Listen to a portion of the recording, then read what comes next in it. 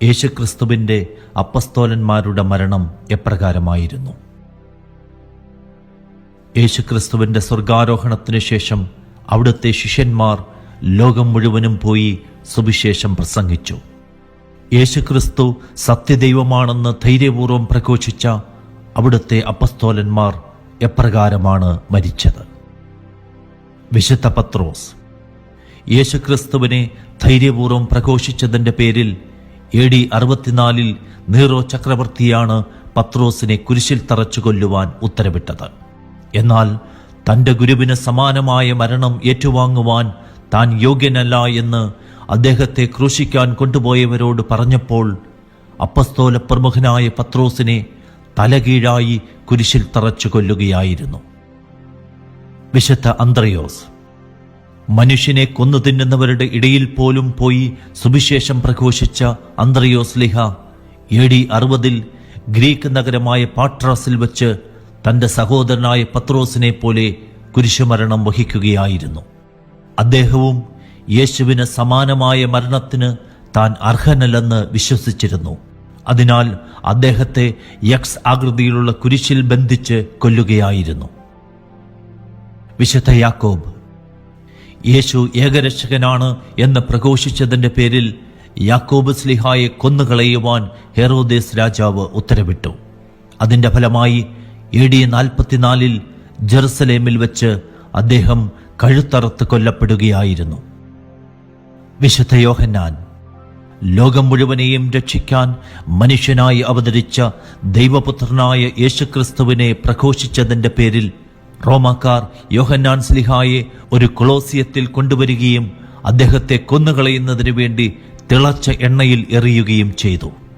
എന്നാൽ യാതൊരു പരിക്കും ഏൽക്കാതെ അദ്ദേഹം അത്ഭുതകരമായി രക്ഷപ്പെട്ടത് കണ്ട് കൊളോസിയത്തിൽ സന്നിഹിതരായിരുന്ന മുഴുവൻ പേരും യേശുവിനെ രക്ഷകനും നാഥനുമായി ഏറ്റുപറഞ്ഞ് ക്രൈസ്തവ വിശ്വാസം സ്വീകരിച്ചു. പിന്നീട് ഗ്രീസിലെ പാത്മോസിലേക്ക് നാടുകടത്തപ്പെട്ട വിശുദ്ധ യോഹന്നാൻ ദൈവത്തിൽ നിന്നുള്ള വെളിപാട് സ്വീകരിച്ചുകൊണ്ട് പുതിയ നിയമത്തിലെ വെളിപാട് പുസ്തകം എഴുതി. കാലക്രമേണ എഫേസോസിൽ തിരിച്ചെത്തിയ അദ്ദേഹം AD 94 അവിടെ വച്ച് സ്വാഭാവിക മരണം സ്വീകരിച്ചു. വിശുദ്ധ ഫിലിപ്പോസ് പുരാതന ഗ്രീക്ക് നഗരമായ ഹീരാപോളിസിൽ വെച്ചാണ് അദ്ദേഹം രക്തസാക്ഷിത്വം വരിച്ചത്. വഴിയും സത്യവും ജീവനുമായ ക്രിസ്തുവിനെ പ്രഘോഷിച്ചതിൻ്റെ പേരിൽ ഫിലിപ്പോസ് ലിഹായെ തലകീഴായി കുരിശിൽ തറച്ചു കൊല്ലുകയായിരുന്നു. തലകീഴായി കുരിശിൽ കിടന്ന് മരണവേദന അനുഭവിക്കുമ്പോഴും അവിടെ കിടന്നുകൊണ്ട് അദ്ദേഹം ആ വഴിയെ കടന്നുപോയവരോട് സുവിശേഷം പ്രഘോഷിച്ചു.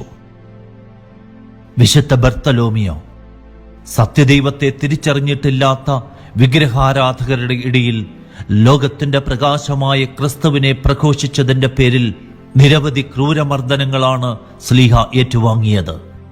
വിഗ്രഹാരാധകരുടെ കോപത്തിന് പാത്രമായ അദ്ദേഹം പിന്നീട് അർമേനിയയിലെ അൽബാൻ നഗരത്തിൽ വച്ച് ശിരച്ഛേദനം ചെയ്യപ്പെടുകയായിരുന്നു. വിശുദ്ധ മത്തായി ക്രിസ്തുവിന്റെ സ്വർഗാരോഹണത്തിന് ശേഷം പേർഷ്യ, എത്യോപ്യ എന്നിവിടങ്ങളിൽ സുവിശേഷവേല ചെയ്ത വിശുദ്ധ മത്തായി പുനരുത്ഥാനവും ജീവനുമായ യേശുവിനെ തീഷ്ണതയോടെ പ്രഘോഷിച്ചതിന്റെ പേരിൽ എത്യോപ്യൻ രാജഭടന്മാരുടെ വാളിനിരയായി രക്തസാക്ഷിത്വം വഹിക്കുകയായിരുന്നു. ഹെൽപ്പയുടെ പുത്രനായ വിശുദ്ധ യാക്കോബ് വഴിയും സത്യവും ജീവനുമായ യേശുക്രിസ്തുവിന്റെ സുവിശേഷം പരിശുദ്ധാത്മാവിനാൽ നിറഞ്ഞ് ജെറുസലേമിലുടനീളം പ്രഘോഷിച്ച ഹെൽപ്പയുടെ പുത്രനായ യാക്കോബിനെ സുവിശേഷവേല ചെയ്തുകൊണ്ടിരിക്കെ ജെറുസലേമിൽ വെച്ച് യഹൂദർ കല്ലെറിഞ്ഞു കൊല്ലുകയായിരുന്നു. വിശുദ്ധ ശിമയോൻ മനുഷ്യനിർമ്മിതമായ ദൈവിക സങ്കല്പങ്ങളിൽ മുഴുകി ജീവിച്ചിരുന്ന ജനങ്ങളുടെ ഇടയിൽ സത്യദൈവമായ ക്രിസ്തുവിനെ പ്രഘോഷിച്ച അപ്പസ്തോലനായ വിശുദ്ധ ശിമയോൻ അവരുടെ കോപത്തിന് പാത്രമായി. പേർഷ്യയിൽ വച്ച് അവർ അദ്ദേഹത്തെ ബന്ധനസ്ഥനാക്കി സൂര്യദേവനെ ആരാധിക്കാൻ നിർബന്ധിച്ചു. എന്നാൽ അതിന് വിസമ്മതിച്ചതിനാൽ അദ്ദേഹത്തെ ശിരസ് മുതൽ പാദം വരെ ശരീരം നേർപകുതി 2 കഷ്ണങ്ങളായി കീറിമുറിച്ച് കൊല്ലുകയായിരുന്നു. വിശുദ്ധ യൂദാസ് തദേവൂസ് യൂദയ, സമേറിയ, സിറിയ, മെസപ്പൊട്ടാമിയ, ലിബിയ എന്നിവിടങ്ങളിൽ സുവിശേഷം പ്രഘോഷിച്ച ശേഷം അർമേനിയയിൽ വെച്ച് രക്തസാക്ഷിത്വം വഹിക്കുകയായിരുന്നു. ലോകരക്ഷകനായ യേശുക്രിസ്തുവിനെ ധൈര്യപൂർവ്വം പ്രഘോഷിച്ചതിന്റെ പേരിൽ യൂദാസ്ലിഹായെ ദണ്ടുകൊണ്ട് അടിച്ച് കൊലപ്പെടുത്തിയ ശേഷം അദ്ദേഹത്തിന്റെ കഴുത്തറത്ത് മാറ്റുകയായിരുന്നു. വിശുദ്ധ പൗലോസ് യേശുവിന്റെ സ്വർഗാരോഹണത്തിന് ശേഷം അവിടുന്ന് പ്രത്യേകമായി തിരഞ്ഞെടുത്തവനും യേശുക്രിസ്തുവിന്റെ അപ്പസ്തോലൻ എന്ന് ബൈബിൾ വിശേഷിപ്പിക്കുന്നവനുമായ വിശുദ്ധ പൗലോസ് വിഗ്രഹാരാധനയ്ക്കെതിരെ ശക്തമായ മുന്നറിയിപ്പ് നൽകിക്കൊണ്ട് സകല ജാതി മനുഷ്യരും രക്ഷ പ്രാപിക്കാൻ യേശുക്രിസ്തുവിൽ വിശ്വസിക്കണം എന്ന് ധൈര്യപൂർവ്വം പ്രഘോഷിച്ചതിന്റെ പേരിൽ അദ്ദേഹം റോമിൽ വെച്ച് തടവിലാക്കപ്പെടുകയും പിന്നീട് അദ്ദേഹത്തെ കഴുത്തറത്ത് കൊല്ലുകയുമായിരുന്നു. വിശുദ്ധ മത്തിയാസ് രക്ഷകനായ യേശുവിനെ ആദ്യമായി അനുഗമിച്ച 72 പേരിൽ ഒരാളും ഒറ്റുകാരനായി യൂദാസിന് പകരക്കാരനായി അപ്പസ്തോലന്മാരുടെ ഗണത്തിലേക്ക് തിരഞ്ഞെടുക്കപ്പെട്ടവനുമായ വിശുദ്ധ മത്തിയാസ് പരിശുദ്ധാത്മാവിനാൽ നിറഞ്ഞ് സുവിശേഷം പ്രഘോഷിച്ചു. നരഭോജികളുടെ ഇടയിൽ പോലും പോയി ക്രിസ്തുവിന്റെ സ്നേഹം പ്രഘോഷിച്ച അപ്പസ്തോലനെ കണ്ണുകൾ ചൂഴ്ന്നെടുത്ത് തടവിലാക്കുകയും പിന്നീട് അദ്ദേഹത്തെ കല്ലെറിഞ്ഞു കൊന്നതിനു ശേഷം ശിരച്ഛേദനം ചെയ്യുകയുമായിരുന്നു. വിശുദ്ധ തോമാസ്ലിഹ തീഷ്ണമായ വിശ്വാസം കൊണ്ട് നിറഞ്ഞ് എന്റെ കർത്താവും എന്റെ ദൈവവും എന്ന് ഉദ്ഘോഷിച്ച തോമാസ്ലിഹായാണ് ക്രിസ്തുവർഷത്തിന്റെ ആദ്യ ശതകത്തിന്റെ മധ്യകാലഘട്ടത്തിൽ ഭാരതത്തിൽ ക്രൈസ്തവ വിശ്വാസം പകർന്നു നൽകിയത്. AD 52 കൊടുങ്ങല്ലൂർ തുറമുഖത്ത് കപ്പലിറങ്ങിയ അദ്ദേഹം സുവിശേഷം പ്രഘോഷിക്കുകയും കൊടുങ്ങല്ലൂർ, പാലയൂർ, കോട്ടക്കാവ്, കൊക്കമംഗലം, ചായൽ, നിരണം, കൊല്ലം എന്നീ സ്ഥലങ്ങളിൽ 7 ക്രൈസ്തവ സമൂഹങ്ങൾ സ്ഥാപിക്കുകയും ചെയ്തു. സത്യദൈവമായ ക്രിസ്തുവിനെ ധൈര്യപൂർവ്വം പ്രഘോഷിച്ചതിന്റെ പേരിൽ മൃഗങ്ങളെയും ഇതിഹാസ കഥാപാത്രങ്ങളെയും ദൈവങ്ങളായി കണ്ട് ആരാധിച്ചിരുന്ന വിഗ്രഹാരാധകരുടെ കോപത്തിന് പാത്രമായ തോമാസ്ലിഹായെ AD 72 മൈലാപ്പൂരിൽ വെച്ച് അവർ കുന്തം കൊണ്ട് കുത്തിക്കൊലപ്പെടുത്തുകയായിരുന്നു. എന്തിനു വേണ്ടിയായിരുന്നു അപ്പസ്തോലന്മാർ ഇപ്രകാരം രക്തസാക്ഷികളായത്? യേശുക്രിസ്തുവിന്റെ സ്വർഗാരോഹണത്തിന് ശേഷം അപ്പസ്തോലന്മാർ സുവിശേഷം പ്രഘോഷിച്ചുകൊണ്ട് ലോകം മുഴുവൻ സഞ്ചരിച്ചപ്പോൾ അവർ ചെന്നെത്തിയ സ്ഥലങ്ങളിൽ നിരവധി വ്യത്യസ്തങ്ങളായ വിശ്വാസങ്ങൾ പിന്തുടർന്നു പോന്നവർ ജീവിച്ചിരുന്നു. മനുഷ്യന്റെ അജ്ഞത മൂലമാണ് അവർ വിഗ്രഹങ്ങളെയും പ്രകൃതി ശക്തികളെയും മൃഗങ്ങളെയും ഇതിഹാസ കഥാപാത്രങ്ങളെയും ദൈവമായി ആരാധിച്ചിരുന്നത്. എന്നാൽ മനുഷ്യനെ സ്വയം വെളിപ്പെടുത്തുവാൻ സാക്ഷാൽ ദൈവം തന്നെ മനുഷ്യനായി അവതരിച്ചവനാണ് യേശുക്രിസ്തു എന്നും ഇനി മുതൽ എല്ലാ മനുഷ്യരും യേശുക്രിസ്തുവിൽ വിശ്വസിക്കണമെന്നും അവർ ലോകത്തോട് വിളിച്ചു പറഞ്ഞു. ഈ സത്യം കലർപ്പില്ലാതെ ധൈര്യപൂർവ്വം പ്രഘോഷിച്ചതുകൊണ്ടാണ് അവർക്ക് ക്രൂരമായ പീഡനങ്ങളും അതോടൊപ്പം മരണവും ഏറ്റുവാങ്ങേണ്ടി വന്നത്.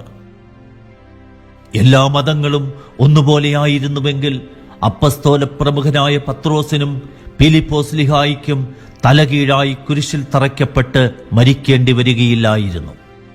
എല്ലാ മതങ്ങളിലൂടെയും ദൈവത്തെ കണ്ടെത്താമെങ്കിൽ അന്ത്രയോസ്ലിഹായിക്ക് X ആകൃതിയിലുള്ള കുരിശിൽ ബന്ധിക്കപ്പെട്ട് മരിക്കേണ്ടി വരികയില്ലായിരുന്നു.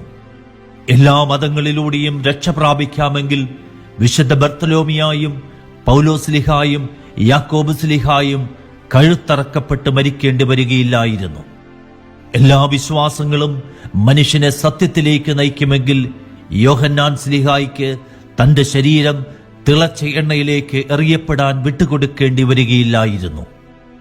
എല്ലാ മതങ്ങളും പഠിപ്പിക്കുന്നത് ദൈവനിവേശിതമാണെങ്കിൽ സുവിശേഷ ഗ്രന്ഥം രചിച്ച വിശുദ്ധ മത്തായി സ്ലിഹായിക്ക് വാളിനിരയായി രക്തസാക്ഷിത്വം വഹിക്കേണ്ടി വരികയില്ലായിരുന്നു.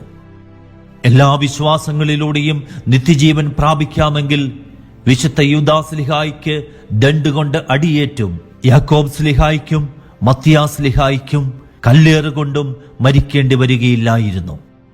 പ്രകൃതി ശക്തികളെല്ലാം ദൈവമായിരുന്നെങ്കിൽ ശിമയോൻ സ്ലിഹായിക്ക് ശിരസ് മുതൽ പാദം വരെ ശരീരം നേർപകുതി 2 കഷ്ണങ്ങളായി കീറിമുറിക്കപ്പെട്ട് മരിക്കേണ്ടി വരികയില്ലായിരുന്നു.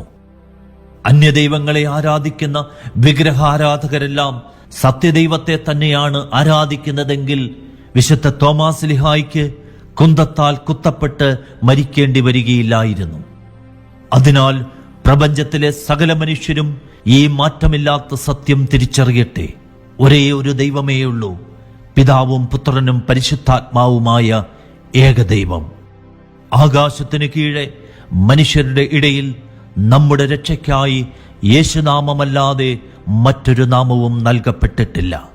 അതിനാൽ കർത്താവായ യേശുക്രിസ്തുവിൽ വിശ്വസിക്കുക, നീയും നിന്റെ കുടുംബവും രക്ഷ പ്രാപിക്കും.